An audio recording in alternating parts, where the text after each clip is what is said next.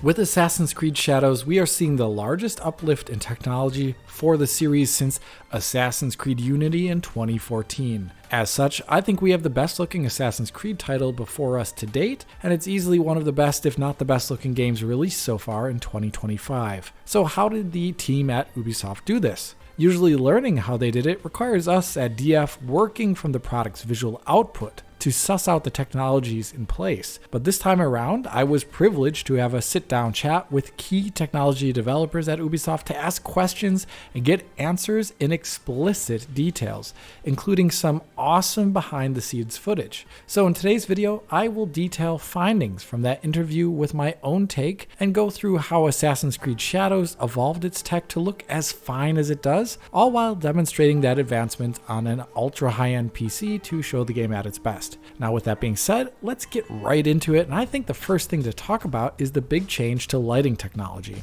The change from offline baked indirect lighting to one done entirely in real time via ray tracing is perhaps one of the largest visual differences in Shadows that is noticed almost anywhere you look in the game world. We do often see ray-traced global illumination having a huge effect on lighting quality in open world games, and this game is of course no different. It can massively shift those visuals. But unlike other open world games, I would say Assassin's Creed has actually always had a rather competent rasterized solution for global illumination that could be rather intricately detailed, as seen in its initial debut in Assassin's Creed Unity. In that game, like in the cities and the games thereafter, GI was achieved via a probe technique where each probe was spaced 50 centimeters apart, giving the streets of Paris, for example, natural indirect shadows and blooming light in the indoor scenes. This produces rather reasonable visuals in a game with only one time of day in one small section of a city like it did in AC Unity. But for the games thereafter, and ones like this one that have much more environmental dynamism on a much larger scale, then this probed-based raster technique for GI actually starts to creak under its own weight. In AC Unity, the data on disk for just one time of day for that one game's small section of Paris was roughly 15 gigabytes by my counting. For a game like Assassin's Creed Shadows with multiple times of day and multiple seasons on top of that, and a much larger game world with multiple cities, using that same technique for density and individual probes easily would be in the realm of multiple hundreds of gigabytes, I imagine. Multiple hundreds of gigabytes on your SSD just for lighting information in one game, not including that game's textures and models. I'd say that's completely untenable to ship. So Ubisoft over time, since AC Unity, has had to optimize their baked GI technique to make it all work for other games and specifically for Assassin's Creed Shadows. Even though they were going to use RTGI as they did in the final game, they still needed that old raster GI technique so they could scale to low things like the Series S and for those performance modes on the current gen consoles. But this game was a lot more dynamic, so they had to make some changes. For example, to get seasons to work, they made it so that they don't have separate bakes per season. Rather, the chroma value of the probe in question is switched out. Technically inaccurate, but approximate. They also keep disk size in check by having a variable density of the probes. Countryside slopes are a lot lower density than in the cities, where they still have that same 50 centimeters distance between probes like they did in Assassin's Creed Unity. So there's a lot of optimizations there, and in the aftermath, it does a fine enough job commensurate to its runtime cost and size on disk while covering a dynamic time of day, but truly, it's handedly beaten out for quality by the ray-traced GI solution that they developed for the game. Sometimes it can produce broadly similar visuals to the RTGI if you squint, but other times it cannot even begin to represent the lighting phenomena on screen due to its very nature. Based on my conversation with the developers, the ray-traced GI for the game shares similarities from what I've seen with Ubisoft's Massive Engine and also in Metro Exodus Enhanced Edition in the 4A engine, with some twists of their own, of course, that are custom to the work. To describe it in a simple way, first a ray is traced in screen space to closer range objects in the game's G-buffer, which then are continued into world space, traversing the BVH to hit real geometry, sampling lights and shadows that are further away or occluded. And from there, a radiance is also fetched from ray-traced probes that are scattered throughout the world to achieve multiple bounces of light after the first bounce. And if a ray misses geometry entirely, it'll fall back either to sky radiance sampling or distant probe caches. So it is a per pixel RTGI with a probe fallback, and that per pixel nature is key to the quality of the ray trace GI, as the probe grid that the game uses is sparse and cascaded. The closest density grid around the player camera has a probe roughly every 2 meters, which is actually lower quality than the game's baked GI in cities. But with the per pixel GI sandwiched in there, it achieves a much higher quality, far in excess of the baked GI solution, while also simulating multiple bounces and some other effects that are not seen in the original GI. Qualitatively, this means big changes to overworld lighting situations. Like here, with the raster GI, we can see a kind of generic hue in this scene that is orange, even though there's very little sunlight here. Furthermore, all of the wooden bits and bamboo are kind of strangely grounded into the scene, only with SSAO. Makes them look unlit almost, and almost like they're floating. Switch on RTGI and this massively changes the scene. Firstly, it goes from orange to blue hued, as the bounced sunlight is not actually the main light source in this area, rather skylighting is. And the shadowing from that skylighting is greatly grounding all the wood and bamboo in the scene, making it honestly look generationally different. Same in this home here. In the raster GI version, we see typical raster GI issues. Light is leaking through the walls from outside, and it's giving every place adjacent to the wall and the wall itself a strange orange glow. Everything kind of looks radioactively orange. With RTGI on, this changes. No more light is leaking through the walls in that area, and the walls are appropriately dark. And instead, there's actually a new lighting effect that is occurring. Ambient light is filtering through the paper shoji dividers on the windows. That is a unique property of this game's GI solution that I found, and it's due to an optimization, I believe. Instead of sending out a shadow ray to check for lighting occlusion, this game used an optimization where it just uses the game's shadow maps instead, and they use, in this game, the classic dual-sided shadow mapping trick to simulate light transmission on thin stuff. And as a result of that, this game can get really accurate GI from the light transmitting through these shoji dividers that are so common in historic Japanese architecture. It looks fantastic when you can see the light penetrating the paper, going through the other side, and bouncing around a room. It is something that is entirely impossible before with the raster GI technique that was in place. That is another aspect of the RTGI. It can enable things that just weren't possible before, like GI from dynamic light sources. Being baked lighting, as we can see here, this dynamic moving light on the right shows off some typical behavior. The light is not considered during the game's bake time as it's dynamic, so the area outside of the direct influence of that light, the cone, is almost pitch black, which you can imagine doesn't make too much sense. Switch on RTGI and you can see a generational difference where that moving light now also casts bounce lighting around the room where the light hits the floors and the walls, something that was impossible with the previous technique. And yes, as I mentioned before, this light is movable and it's also destroyable. That then culls out all the bounce lighting from the scene upon its destruction. While destroying that light though, you will notice that there is an artifact there. Since this game is accumulating lighting and probes over time, immediately extinguishing a light like this can have lag in the indirect lighting as it dissolves. That is one of the rarer optimization artifacts that you will be readily seeing in this game. The least visually obvious optimization that the game uses comes from the quality of the objects in the game's BVH. The game is using simplified geometry materials for its diffuse lighting to dramatically speed up ray tracing.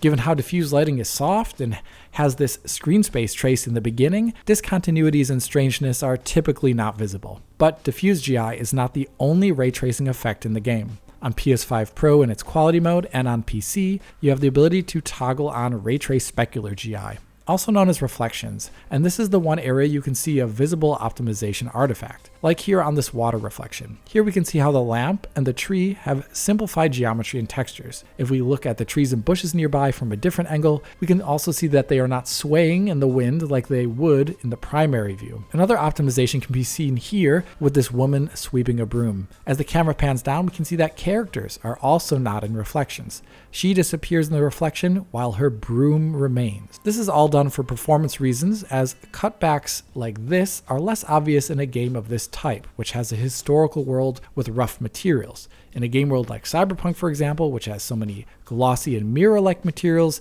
it would be very obvious. So that's a quality concession for performance. In spite of that, the specular GI or reflections in the game do add a lot to the image. In the obvious places like puddles, you do get a lot more detail that just wasn't possible with cube maps. And for my money though, I would say the most interesting effect is on those subtler reflections from rough surfaces like here in this house's entrance to the outside. Without RTGI, as we're seeing here with the raster GI solution, there's just not a good sense of lighting coming directionally through that door opening. With RTGI on, with only diffuse lighting, we start seeing that bounced lighting look coming from the outside. But still, something is missing. Turn on the specular GI or reflections and you get this great sheen on the wooden floor from that bright sky and the sunlight outside, including some great normal mapping detail on the top wooden crossbeams of the house. There are many scenes like this in the game, where the specular GI adds in another layer of reflections and occlusion that elevates the game's materials and general lighting realism. In total, I would say the RTGI is perhaps one of the biggest wins here for the Anvil Engine in this outing of Assassin's Creed. And once you've seen Assassin's Creed with this lighting on, it's hard to play it with it off, as the game really does not look anywhere near as good.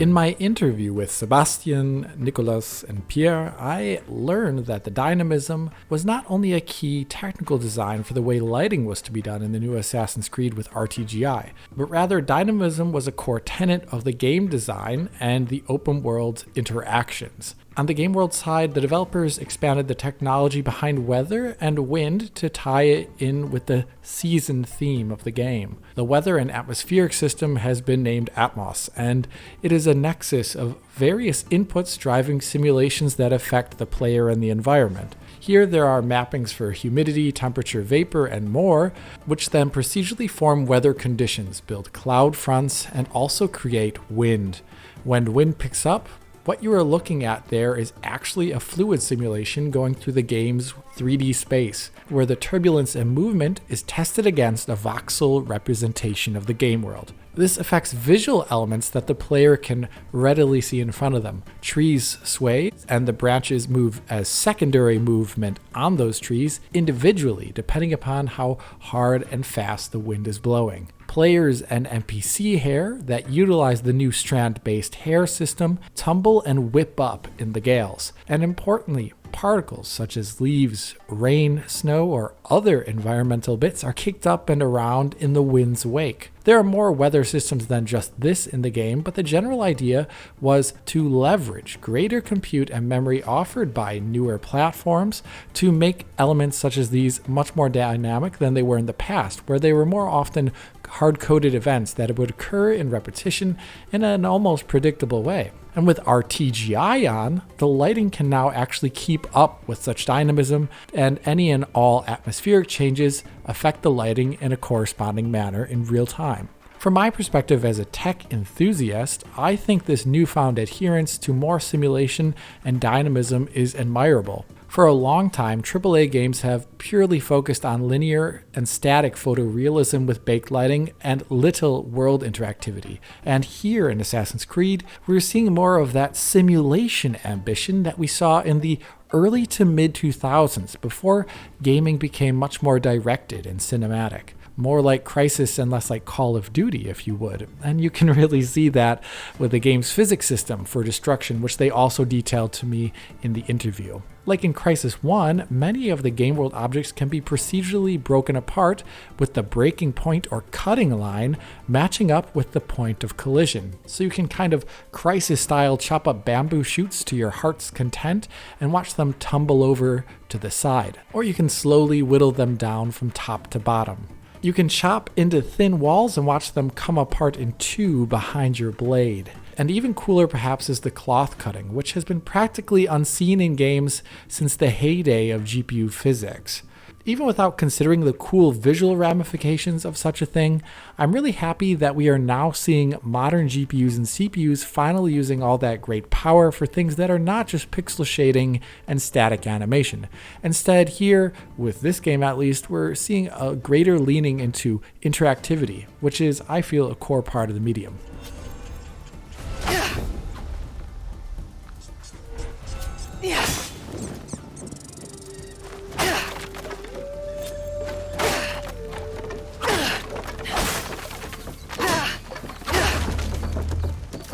The last big technical improvement that I discussed in detail with the developers in the interview was how Assassin's Creed Shadows makes radical departure from how rendering was done in the past, but also how the average player will probably not notice that radical difference. This version of the Anvil Engine in Assassin's Creed Shadows now supports Micropolygon Geometry, or as they call it, MPH. MPH is built on top of the GPU-driven pipeline for rendering that was first developed for Assassin's Creed Unity, a game which pushed a lot of triangles in its day. MPH pushes things further as it is a derivative of Nanite from Unreal Engine 5, and is based on the same fundamental pillars of technology. Here, triangles are grouped into clusters, as we can see here in this color-coded manner in this debug view, which are then switched out in real time for higher quality or lower quality clusters of triangles on a per frame basis as the camera moves to provide a continuous level of detail. This will minimize overdraw and will aid with the culling of triangles that are out of view. Like in later versions of Nanite, there's also a heuristic to determine how the triangles are being rendered.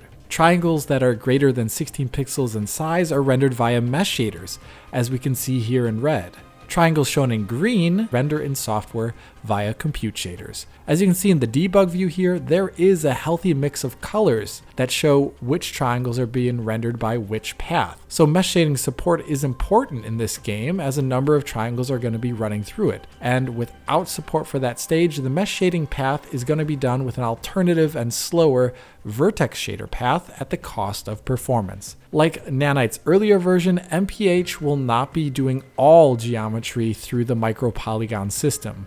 In this game, opaque geometry is covered, but alpha-tested geometry like you would find on vegetation, or deforming geometry like on skinned characters, or tessellated geometry like on terrain seem to be left out.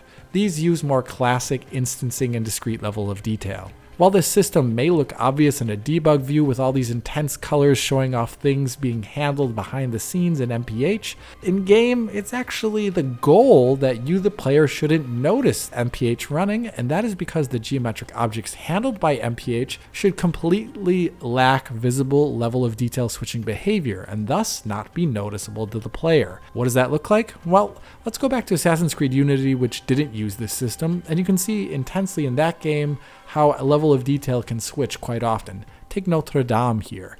While walking rather close, you can see how it cross-dither fades from a low quality piece of geo to a higher quality one as you walk toward it in an obvious way. MPH would get rid of that. So let's go to Assassin's Creed Shadows. We have a similarly large building here, but unlike in AC Unity, as I move away from it, there is no visible object LOD changing on the building itself, and there's no obvious chunks of it popping out or fizzling into view depending upon how close I am. And it's not just big stuff. Same with this small cart here. As I move away from it, there is zero LOD popping occurring.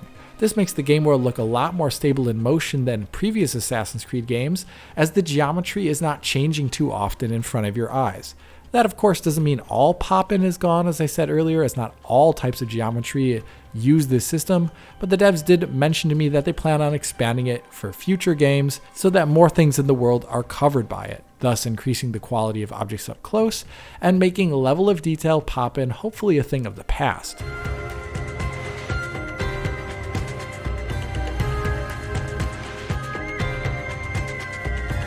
Coming to the end of this video here, detailing my findings from my interview with Ubisoft, I think my conversation with the developers and seeing the game running live before me has been an ultimately humbling experience, and it's shown me how hard it is to judge a game before it comes out, especially on its technical merits. With the media released before this game came out, I was kind of tepid on it, and I didn't see any of that ultra fine detail, beautiful per pixel lighting, and gorgeous effects work. Instead, I just saw it all lost in video compression, banding, and macro blocks. And hopefully my video here does a better job at detailing the incredible work that has been put into this game's rendering technology, and hopefully you can appreciate that in a meaningful way. If you did like it, hit that like button and subscribe to the channel. Ring the bell, help on Patreon, follow on social media, and as always, this is Alex, bidding you farewell und auf Wiedersehen.